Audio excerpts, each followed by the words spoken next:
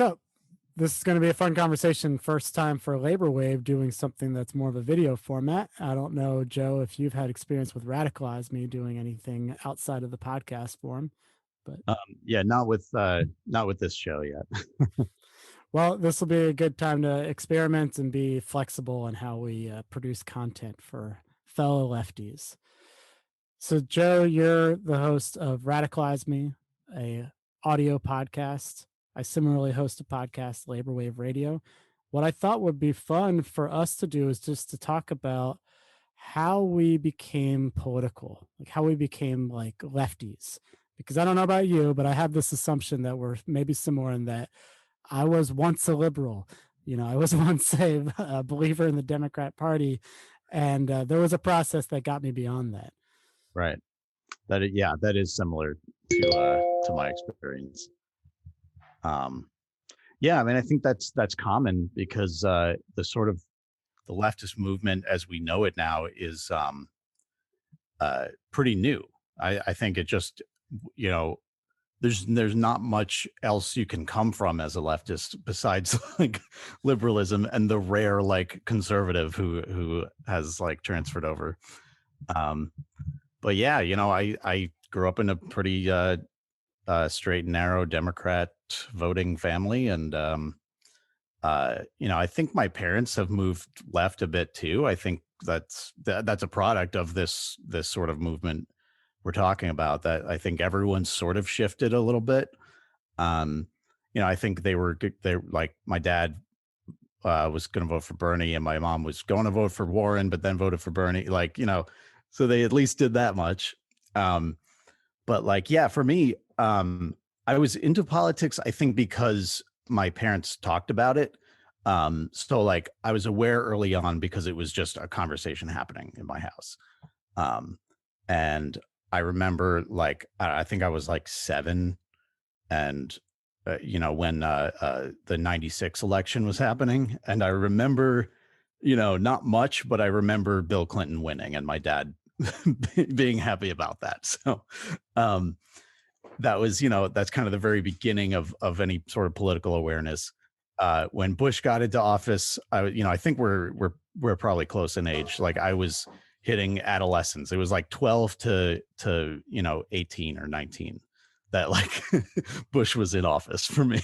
Yeah, and evil incarnate, right? I remember that in my high school years. That's all I could think of. Not like a real concrete political analysis, but like just evil. Yeah.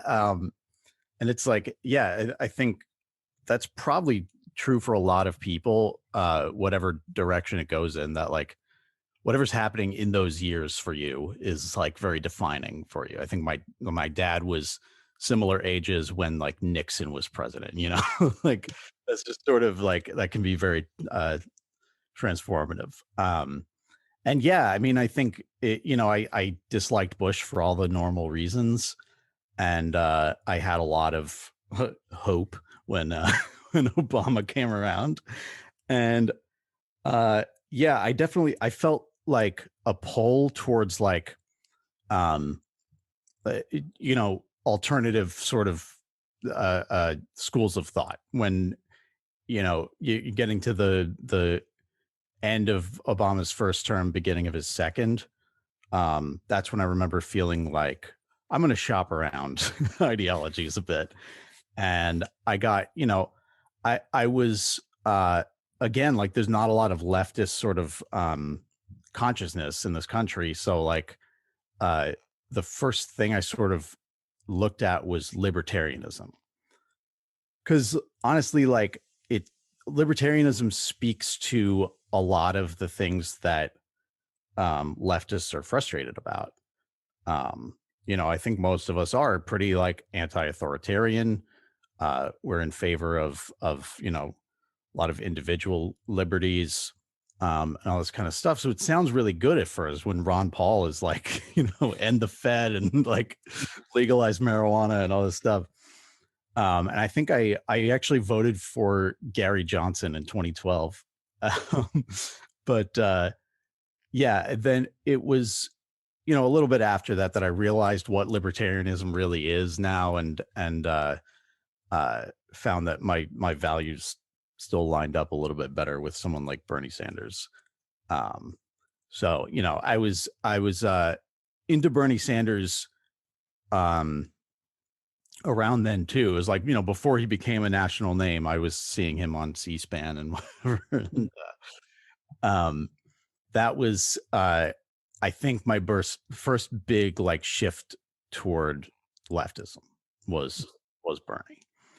Uh, and then, yeah, I think from 2016 on, it's just been further and further because like, there's the disappointment with the Democratic Party, um, over, giving us nominees like Clinton and Biden, um, their inability or unwillingness to sort of like counter the Republicans and counter Trump.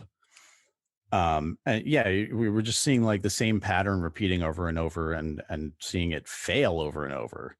Um, and yeah, I've just been, ever since the pandemic started and like Bernie, lost again in the primaries.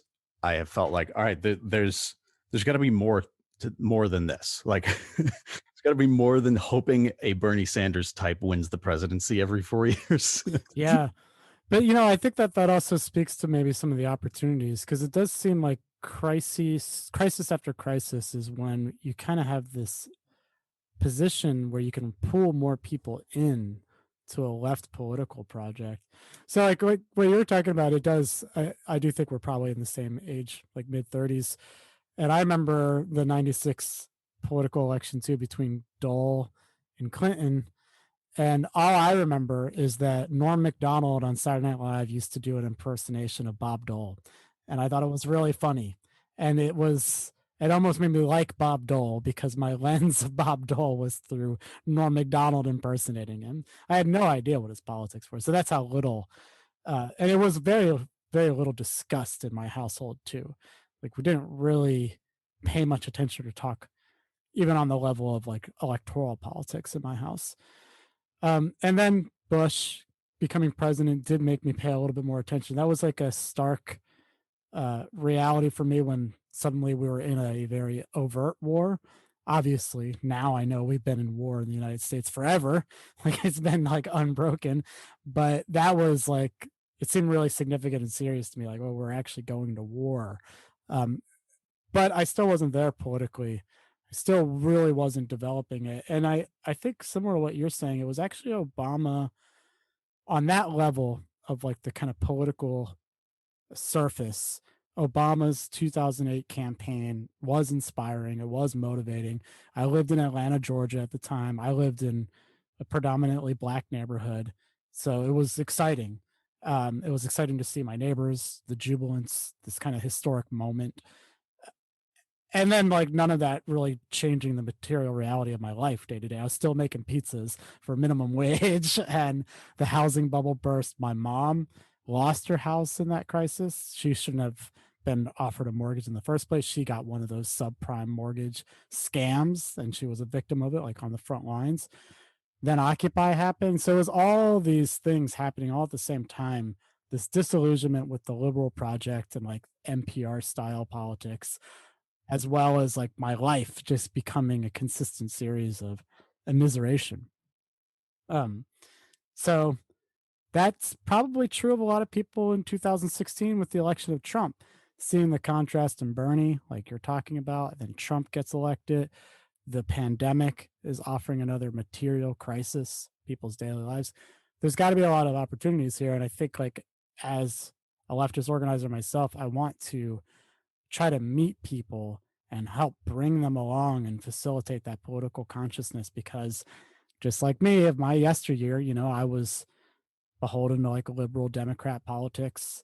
There was a whole series of reasons why it sounded appealing. Um, and there were ways that I broke out of it. And it wasn't just what was on the radio, it was what was happening in my real life. It was the relationships I had, and it was the people willing to kind of nudge me along. Right.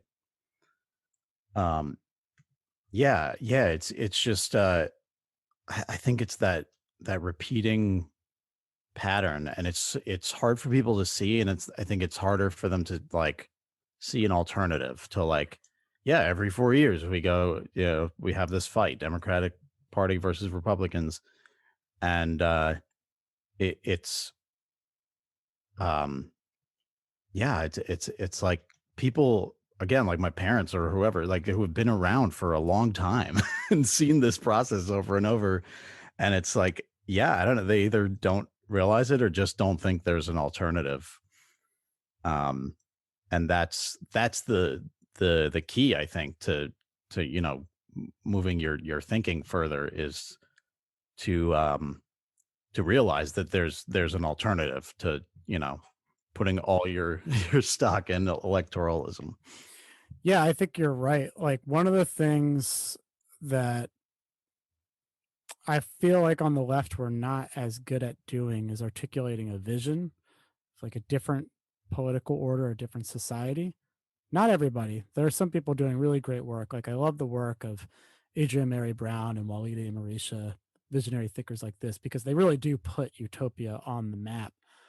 But a lot of the left and the like kind of echo chamber that we're in is just the world sucks and it's way worse than you even realize and everything is bad and there's only criticism. It's like it's all rooted in critique. So I think we got to be better about that vision because I remember along my pathway towards lefty politics, I consider myself today like a skeptical anarchist if I had to put it in a box. But Howard Zinn's work was really powerful and his essays more specifically. And one of his essays, he talked about the billions of dollars that go towards making bombs. And what if we had put those billions of dollars towards, uh, you know, humanitarian projects, like healthcare, civic society, and even just asking those questions was super subversive for me and gave me some kind of ability to think and imagine through some differences. Like it Right. doesn't have to be this way at all. Yeah. Yeah, and especially because I think the answer to that a lot of the time, especially from like the liberal perspective, is sort of, well, that there's a lot of forces keeping it that way. So it's hard to, how would you even change that? And it's not going to happen suddenly if it happens at all. And it's like, well, sure, maybe, but I think part of that is, again, plays back into like, if you can imagine a world where the money goes to food instead of bombs, you have to also imagine a world where like power isn't the same as it is right now. And you have to go like a few steps along, and sort of put it in a big picture thing, because I think that is the limitation. Like you say that to someone and they're like, well, but the Senate. And it's like, well, okay, what if Mhm. there was no Senate? Mhm. Yeah. uh, What if every cook could govern, right? What if we like just what if senators were just picked out of a hat every 4 years and it was your obligation at some point to realize that maybe you were going to be a senator for 4 years. Um, that's the stuff that I do find inspiring. But so I'm curious today, where do you place most of your kind of political energy? Like what do you try to prioritize in your own life and trying to kind of seed a ground for something different? so in terms of my own actions, um, you know, I have done some work with the mutual aid in my neighborhood in Boston. That's like a very, um, pretty simple thing to do. It just didn't take a lot to like start doing it and go do it. I just, would like go buy groceries for people and deliver them. It was like just simple stuff like that where um, that has helped me, change my perspective a little bit about like how else could the world operate. And it's like, here's just a group of people working together to help each other. Um, and we didn't, need a president to tell us how to do it. Um, so that's kind of like, the sort of week to week action I'm trying to take. And then, I do the podcast and hopefully am inspiring people to change their perspective or take some of the action that my guests will suggest. Um, And yeah, I didn't want to have a show where I just like, complained or like or just sort of said like here's what's wrong. Um but it's like I'm realizing how important this sort of like informational side is too. So that's another thing I'm trying to do is um as I'm learning about all these things, anarchism and socialism and mutual aid and everything is just tell my listeners about it. Um, and yeah, I mean, I think that's been my mission lately. With the mutual aid stuff, have you been finding people on the receiving end? Has that pulled any more folks into the project? Like, do you like you provide groceries for folks that request it? How often, or does it happen at all that the people on the receiving end decide that they want to get more involved, or they like just ask questions or have curiosities that you can kind of respond to? Um, in my experience so far, not that hasn't really happened. Um, and I would imagine it's like if you're in a position where you just have to ask like someone to bring you groceries because you don't have any money, maybe it's just hard to like start thinking politically and and take action yourself. But yeah, I'm trying to be a little more involved with the other like current participants, um, and get a sense for yeah what is that like informational push on the community level. Um, so yeah, that's not something I've gotten too involved with yet, but you know, we all need to do better. Mhm. Yeah, I've been, with labor radio, the focus does tend to be on labor organizing. So I don't think it's surprising that that tends to be my focus. I try to organize workers into unions. There's a lot of successes, a lot of frustrations, but we definitely need to scale that up. But I'm wondering, what are the things that you're seeing that are inspiring you right now? Like, I do think it's interesting to see the growth of like the Democratic Socialist of America ever since 2016. That seems to be continuing.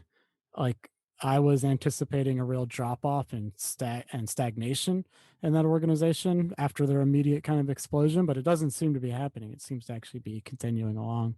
What about you? What do you think? I yeah, I like them and I like Justice Democrats. You know, like as much as um, I've thought about how we go beyond electoralism. I do think there's probably value in what those groups are doing, which is getting like-minded people into Congress. And, you know, it's 8 people in there isn't changing everything, but like it's completely changed the conversation. It's pissing off like all the people that are standing in the way. And I think that is they seem to be really good at it. And that seems to like I think that's a good um, at least piece of the puzzle. Um and but yeah, beyond that, um, yeah, I think just seeing that the uh the conversation and the thought seems to be shifting. Like we do have like many more leftists now than we did 4 or 5 years ago. And certainly like 10 years ago. Uh I got into this argument with people, I don't know how you approached like voting in the presidential election, but like for me, I decided to vote for Biden because it was like I thought what would happen is what we're seeing now, which is the Trump administration is going to claim fraud. And it was like, all right, well, if Biden wins by a lot, it's just going to be harder for them to be taken seriously about that. And I think that worked. But whatever it was, like people who disagreed with me would say, um, no, it's actually better if Trump wins because that's uh like a far right presidency is what pushes people to the left. And I yeah, there's a few things wrong with that. I sort of think it's the opposite because I think the sense I've gotten from a lot of people who weren't already on a leftward trajectory were like, oh, we need to play it safe and have a safe option and go back to normalcy. And like that's not they're not moving left. They're staying right where they are. And then also, you know, uh there's this sense that like under Bush there was a huge like anti-war movement, and then it all went away under Obama, and we didn't have leftists again until Trump. And I think that's inaccurate. Like I think that there was a lot of anti-war action, but not overwhelming under Bush. There was some under Obama, and then it culminated in Occupy Wall Street. Like that was huge, and that was right in the middle of Obama's presidency. Um, and people say that it failed or whatever. It's like I don't know what you thought the goal was, but they completely shifted the way everyone thinks about policy. So like, Well, and enabled people like Bernie Sanders to create more of a platform. I mean, Bernie Sanders speaks in the language of Occupy explicitly. He refers to the 1% constantly. I think that's one of those like ways of cherry picking your political ideology to like fit the narrative that's just easy and comfortable. Like this accelerationist idea that like only the DSA only exploded in growth because Trump got elected and then we're able to like pull people to the left. Well, that sounds like a convenient story, but it doesn't explain what you're saying. Occupy Wall Street happened in 2011 under an Obama presidency. Also, Black Lives Matter exploded onto the scene under an Obama presidency. And Standing Rock happened under an Obama presidency, like the largest indigenous rebellion in, I believe they were saying like over 100 years happened. All of these major things that so many people talk about today happened under Obama. yeah, and this was something I didn't realize till someone pointed out that Bernie ran like in 2016. Like it wasn't Trump hadn't been president yet. Like, Exactly. Yeah, that's right. Yeah. So like the narrative doesn't really fit. But this is like I think people try to look for kind of easy answers to these tough, complicated political questions. Like it's still an open political question now. Like, how is it that Trump did better in this election? He did lose, yes, but he got the second largest voting tally ever next to Biden. Like what is underneath this? Like there's a lot that remains to be understood and a lot that we need to figure out. But I agree. I find it frustrating to kind of go for these simple answers. And I also think it's incredibly anti-leftist to just say a right-wing authoritarian president that is going to create a lot of distress and havoc on people's daily lives is like the way that we should be operating. Like no, we want to minimize as much harm as happening as possible. Not that I think Biden's going to do a ton for the left, but we know what Trump's project was and we know how dangerous he is. A second term, I don't right. see it. Yeah, it's like, are you V like locking Natalie Portman in the prison, like trying to trying to radicalize her? It's like, dude, I think we can do a little better than that. Yeah, if only. Um, but I also think that this kind of speaks to like maybe people's preoccupation with electoral politics. Like it's if you try to match your political narratives to the swinging back and forth between Democratic administrations and Republican ones, you miss all this reality underneath that, like the daily life. Like what was happening in Obama's presidency was a massive housing crisis. Like world historic events were going on. So this was another explanation as to why Occupy took off. It was also a lot of people in Occupy were college graduates saddled with student debt, had no like job opportunities. There's a lot of material reality there. People also forget the 1999 WTO shutdown happened under Clinton, Bill Clinton. Like this was a massive leftist mobilization. That wasn't because of Bush. Bush wasn't even on the campaign trail yet. So there's there's real life underneath electoral politics, and if we're just looking at who's of the current administration, I think we miss a lot of the Right. story. Yeah, well, because also, I mean, like you said, how did Trump do better? Or just in general, how did so many people vote for him in both times? And I think at least an answer, like one of the answers to that is like, yeah, people have two options. Like they really only have two that can win. And uh it's, you know, it's the same thing. It's ridiculous when people are like, "See, like Biden is, people are embracing Biden's politics or something." It's like, no, how I don't. I know pretty much everyone I know voted for Biden, and none of them like him. Yeah, that's similar for me too. I'm Yeah, definitely in a bubble, but I also work in a labor union in an industry where I talk to a lot of people, and I actually think that that's a hopeful thing.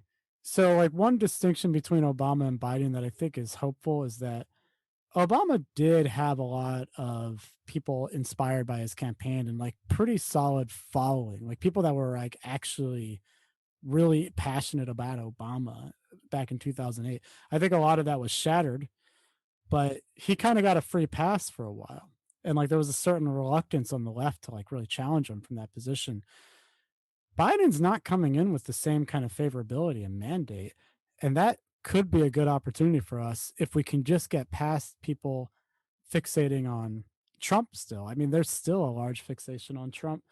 And because of that, I had talked to people and they're unwilling to still talk about like Biden's the incoming president. That means he's basically the biggest opponent. We got to fight him at all levels. We got to seize the fact that like Biden doesn't really have a base.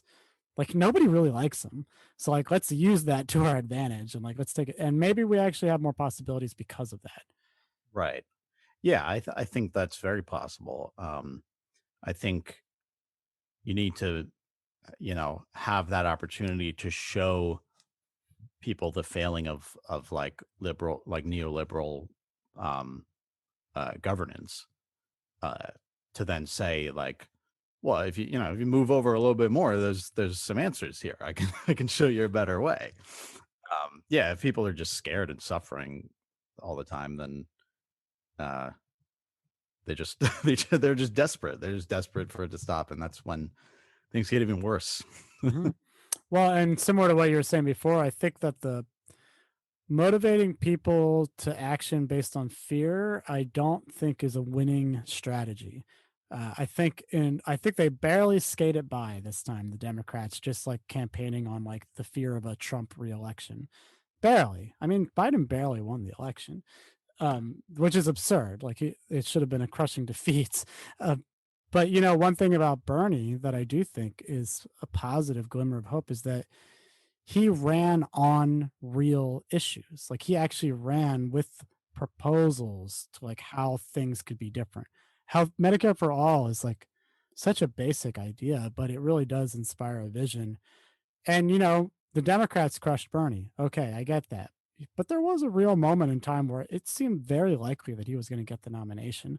And I think there's ways you can read what's happening right now and you could be cynical or pessimistic. You could be optimistic as well. Like you can kind of pick whichever mood you want. But I think there are concrete realities to things that we should see as possibilities. And the fact that Bernie actually got by as far as he did running on issues, I think is really, really good. Like that's a positive thing. It is. Um, yeah. So, well, something else I thought of, is sort of the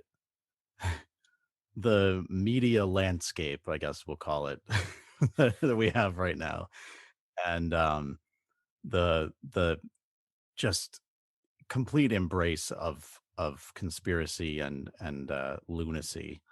Um, and I'm curious about this because I don't know a ton about this, but I know that in 1987 they ended the fairness doctrine.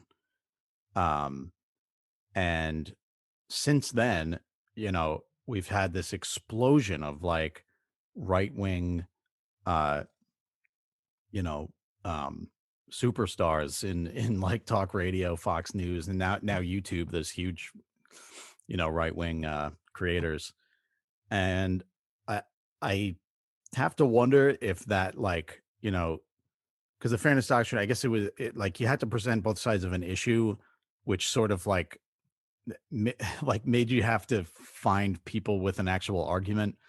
And I think it had some kind of like accuracy standards as well. And when you get rid of that, and then you have 30 years of Alex Jones and Bill O'Reilly and Sean Hannity, it's like that seems like a pretty um, compelling correlation, and I wonder, like, uh, you know, um, I know that sort of anarchist thinking would probably shy away from like government regulation of media in that way, but then I also think like living in the world we do, is it, um, uh, uh, worth having something like that? And if we can't have that, what do we do? Like what what is the sort of uh course of action in combating this scourge of bad information? Mm. I think that on the question of an anarchist position on like media monopolies, like you're talking about, I don't know that necessarily there's like an aversion to like kind of regulatory powers or like there. I think if you're like a left anarchist, because there are people that try to call themselves anarcho-capitalists, I don't think they count. They're not anarchist, but whatever. Got to make a distinction these days. Tell you about socialist anarchists. Um, it's an opposition to capitalism. It's an opposition to the means of control, like the means of production being controlled by a tiny sliver of the population. I think the distinction is in the strategy for accomplishing busting up that system. So, whereas state power has been, I think, classically seen by certain strains of Marxism as like an instrument that you can yield and like kind of use to bludgeon back, private owners of capital. The anarchists position on that has been very skeptical, and I think I wax and wane sometimes, um, because it is true what you're saying that the deregulation of state powers, like the kind of busting apart of any kind of barriers to monopoly, has clearly been terrible for organizing.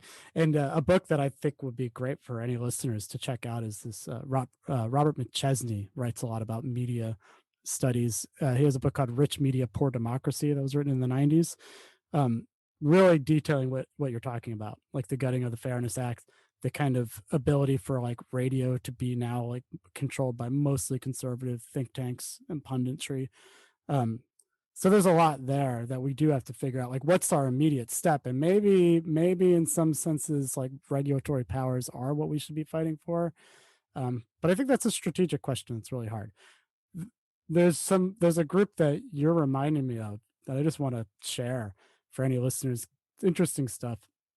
In the 1920s, 30s, there was a black Marxist organization that put out a journal called The Messenger, and they had a really interesting argument about what they called the means of persuasion.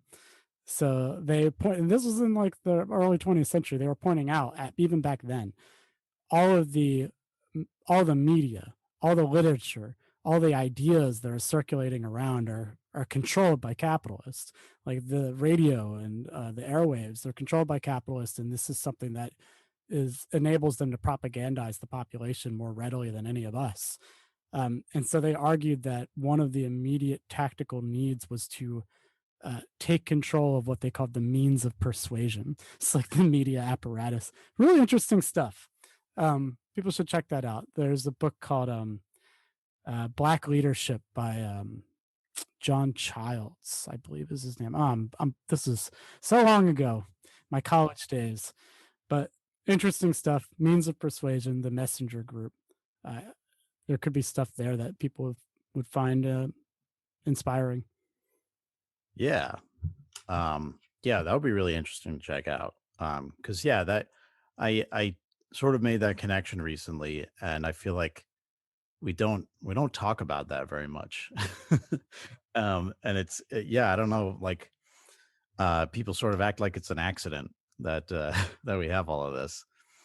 Um, and yeah, I don't know if there were like regulations on money in news media or what, but like I know that there's um a lot of money just being dumped into these like right-wing YouTubers and stuff.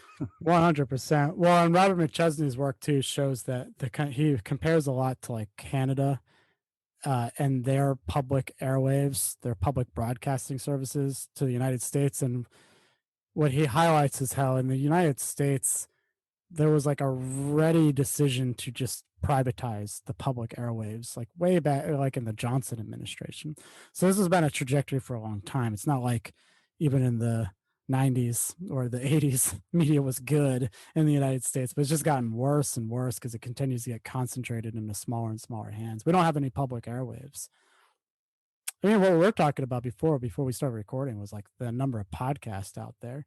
Well, there are ways that like media has expanded in terms of access. Like you can get on Patreon, you can like be self-sustaining. Maybe you could still have work really hard to do that.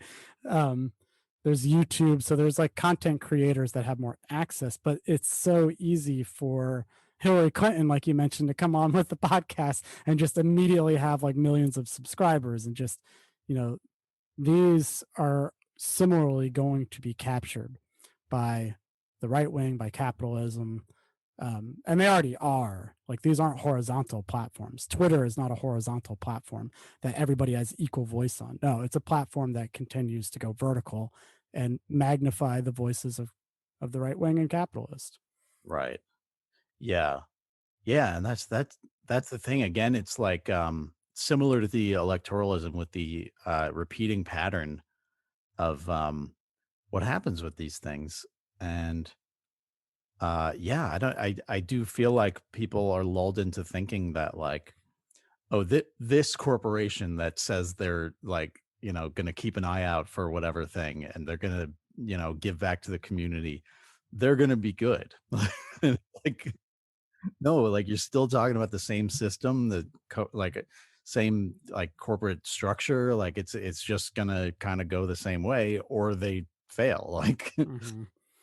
Yeah, I don't know about you, but there are some concerns I have about like the vaccine that seems hopeful, seems promising. Pfizer is moving forward with that, but the fact that Pfizer is on the back end of like manufacturing this vaccine and um they refused any kind of government assistance in funding the project, like there's a lot to be concerned there. And I know that like people right now want to get through this pandemic. I am so like ready for that to happen too.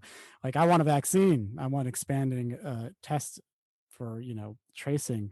But the fact that Pfizer is the corporate entity that is going to have the means of production right on this vaccine, that's very concerning.